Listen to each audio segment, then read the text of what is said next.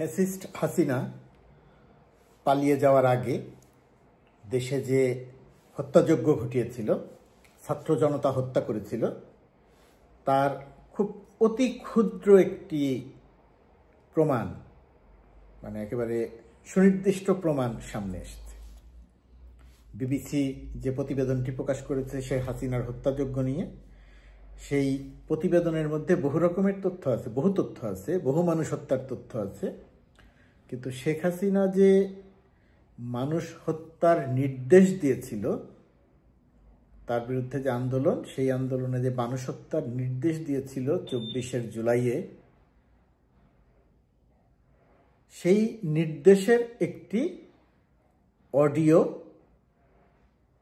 কথোপকথন বা তার সেই নির্দেশটা খুঁজে পাওয়া গেছে। এটা বেশ কিছুদিন আগে খুঁজে পাওয়া গেছে। বিবিসি যাচাই বাছাই করে এটা যে শেখ হাসিনারই কণ্ঠস্বর সেটা শনাক্ত করে প্রমাণ করে তারপরে তারা সেটা তাদের প্রতিবেদনে ব্যবহার করেছে।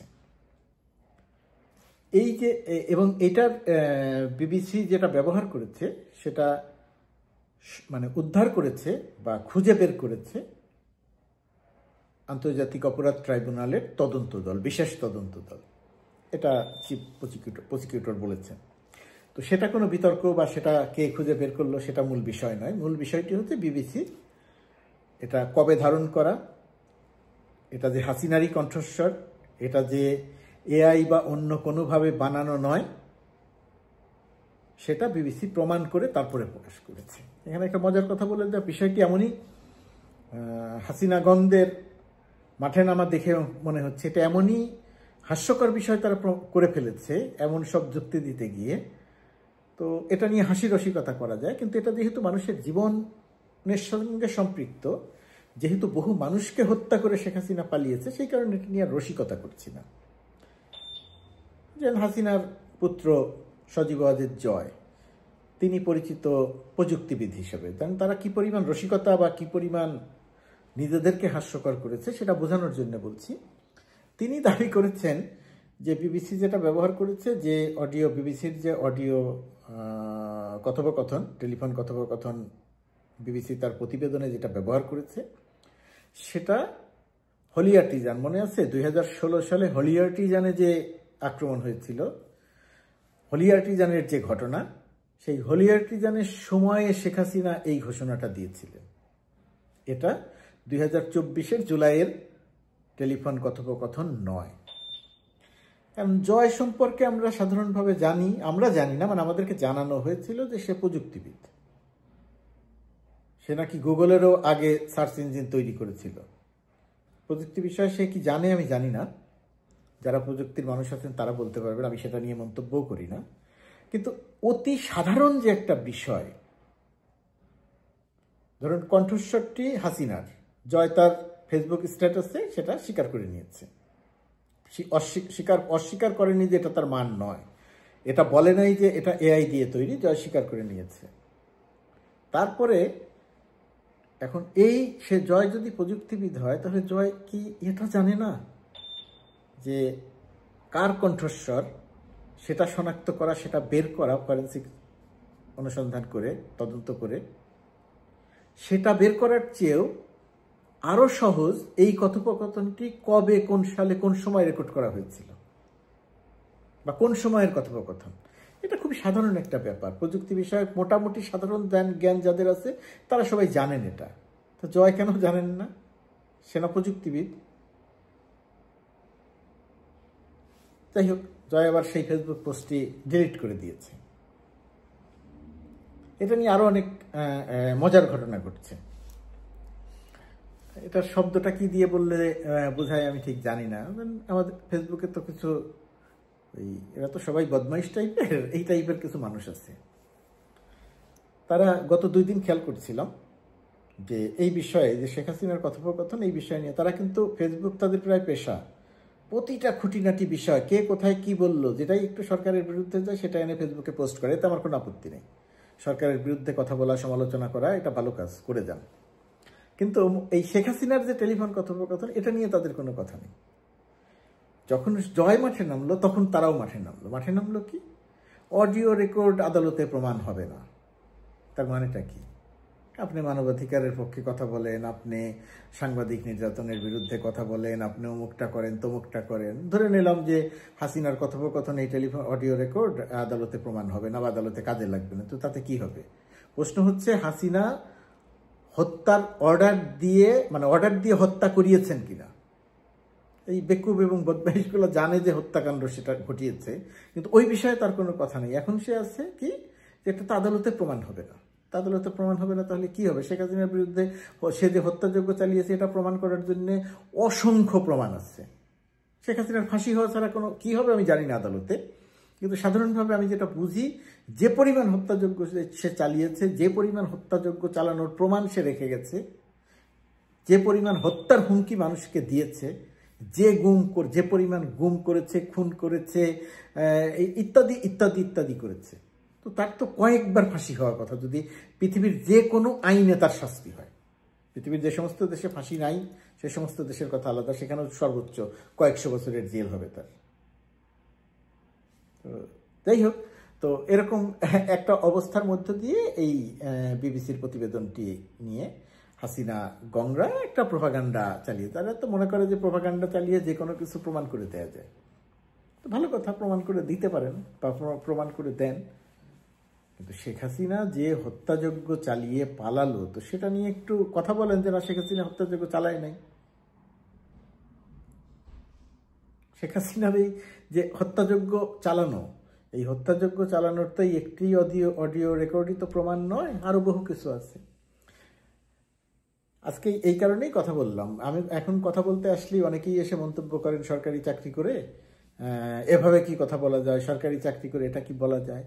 হ্যাঁ, সরকারি চাকরি করার অনেক অসুবিধা আছে, অনেকেই কথা বলেন না, কথা বলা ঠিক না, এটা একটু কথা বলেন, কিন্তু আমার মনে হয় মাঝে মাঝে সত্যটা বলা দরকার।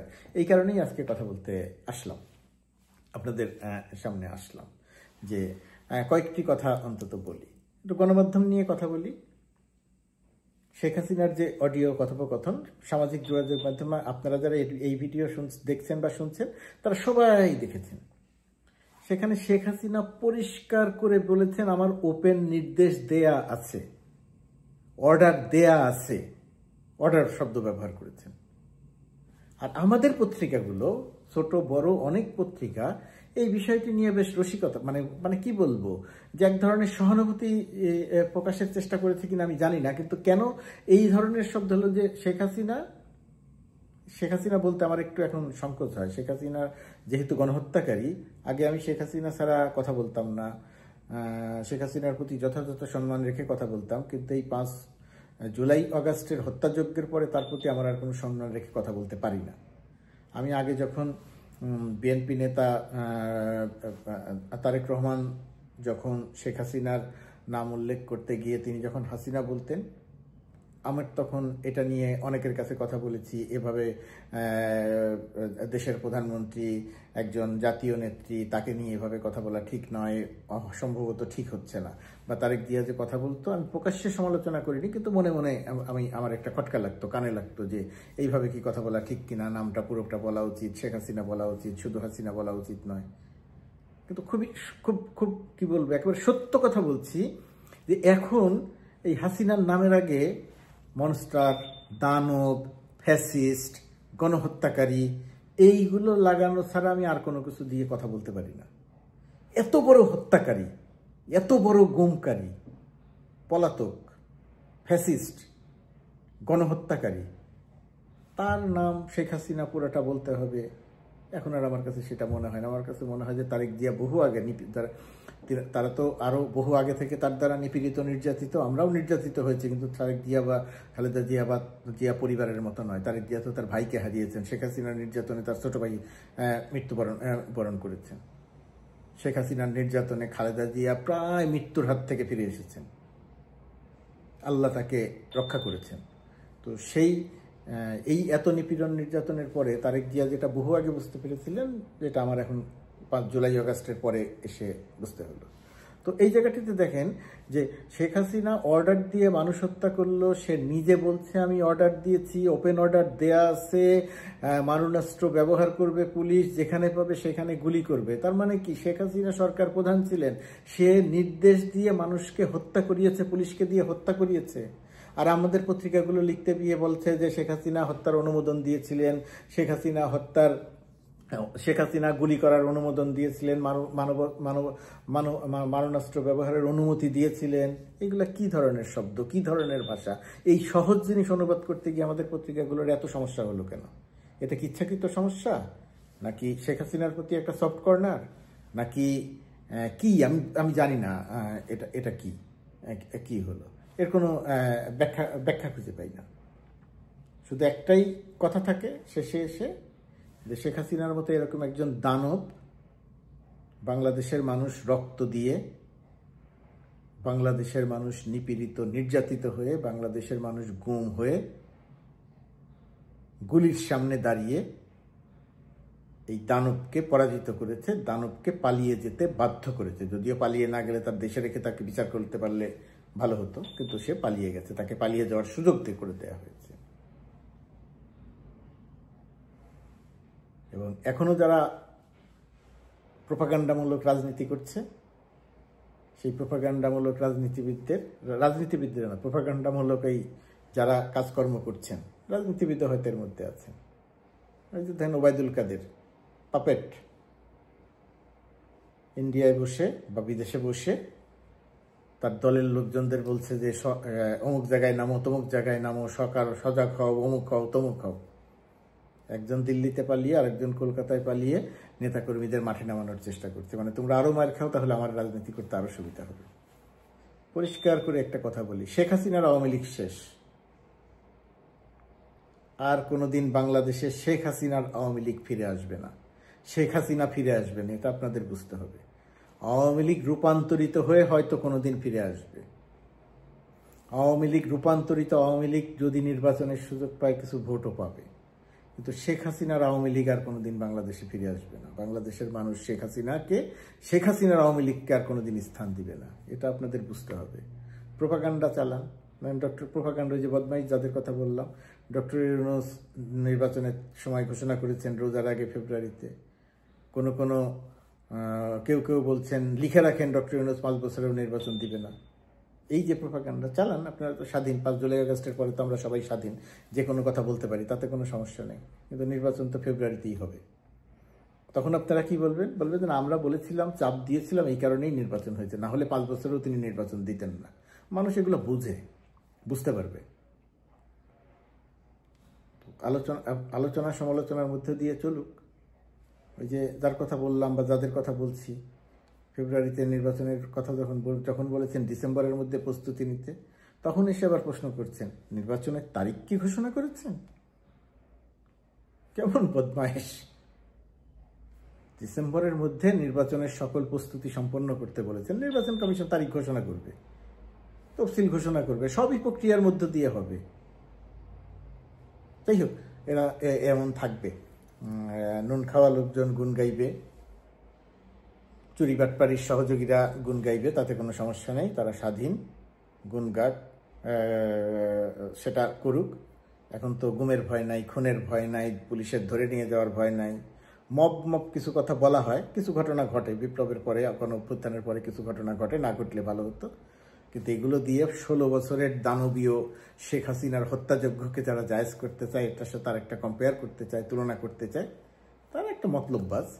তো মতলববাজরা সমাজে থাকে, তো মতলববাজদের কিছু বলার দরকার নাই, থাকতে দিন। শেখ হাসিনা বিতাড়িত হয়েছে, বিতাড়িত হয়ে থাকুক, ফিরিয়ে এনে বিচার করতে পারলে ভালো, না পারলে বিচার হবে। আর আমরা দেখব সামাজিক যোগাযোগ মাধ্যমে কিভাবে প্রোপাগান্ডা চালানো হয়, আওয়ামী প্রোপাগান্ডা কেমন হতে পারে, তার সর্বশেষ উদাহরণটি দেখছি আমরা। কিসে? শেখ হাসিনা যে হত্যার আদেশ দিয়েছিলেন, নির্দেশ দিয়েছিলেন, এটাকে নিয়ে যে প্রোপাগান্ডা চলছে, তথাকথিত প্রযুক্তিবিদ যেটা শুরু করেছেন, সেটা এখন তার অনুসারীরা হাল ধরার চেষ্টা করছেন। কিন্তু এটা করে কোনো লাভ হবে না। শেখ হাসিনা নিকৃষ্টতম প্রাণী হিসেবে বাংলাদেশের মানুষের মনে চিরস্থায়ী স্থান করে নেবেন। প্রাণী বললে ভুল হয়, তাকে দানব বলতে পারেন, আরো অন্য কোনো শব্দ বলতে পারেন। সেই দানব আর বাংলাদেশে কোনোদিন ফিরে আসবে না।